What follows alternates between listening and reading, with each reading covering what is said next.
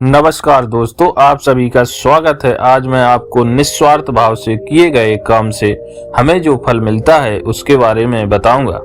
लेकिन क्या हो अगर मैं इस काम को आपको एक कहानी के माध्यम से समझाऊं, क्योंकि इसमें यह हमेशा आपको याद रहेगा।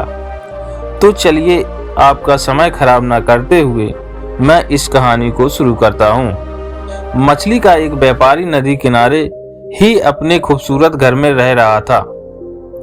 उसके दो प्यारे प्यारे बच्चे थे। ये परिवार प्यार से अपनी मस्ती में रहा करता था और बच्चे नदी की खूबसूरती का भरपूर मजा लिया करते थे। एक दिन व्यापारी ने सोचा कि मेरी नाव ज्यादा ही पुरानी दिखाई देती है, क्यों ना इनके ऊपर रंग रोगन करा लिया जाए और इनकी कुछ मरम्मत भी करा दी जाए ताकि इनकी सुंदरता भी बढ़ जाए। अगले दिन सबसे पहले उसने एक पेंटर को बुलाया और अपनी दो नाव उसको बता दी।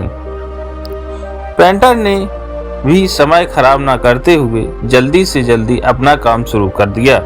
शाम होते ही जब बच्चे घर नहीं आए तो उनकी माँ की व्याकुलता काफी बढ़ चुकी थी और व्यापारी पिता के भी पसीने छूट रहे थे।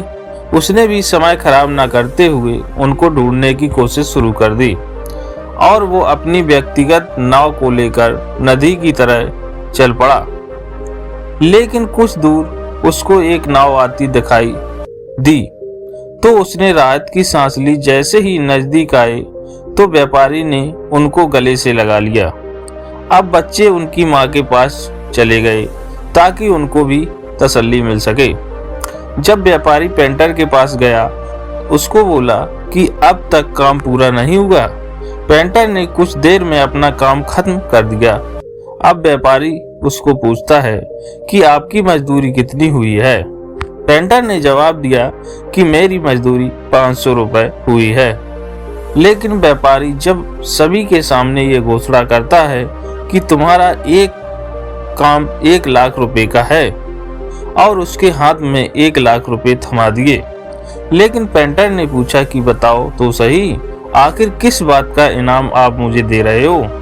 तो एक मामूली पेंटर हूँ। तो व्यापारी जवाब देता है, मैं तो एक मामूली पेंटर हूँ।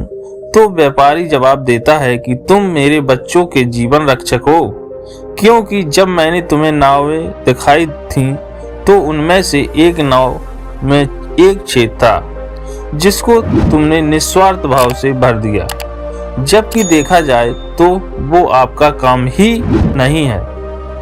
अगर तुम उस छेद को नहीं भरते तो शायद आज मेरे बच्चों के साथ कोई बुरी घटना हो सकती थी।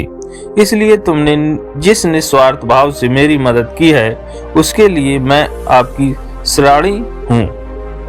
मैंने तो चंद पैसे देकर आपकी मदद की है ताकि मेरे दिल को खुशी मिल सके, जबकि तुमने मेरे लिए जो काम किया है उसकी कोई कीमत ही नहीं है। पेंटर नम आंखों से विदा लेता है।